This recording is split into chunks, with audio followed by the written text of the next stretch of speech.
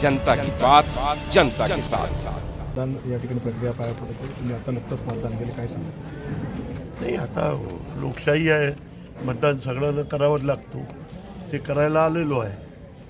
आणि असं मला वाटतं शिरपूरमध्ये अध्यक्ष आणि 32मधून जास्तीत जास्त लोक आमचे निवडून येतील असं आमचं मत आहे.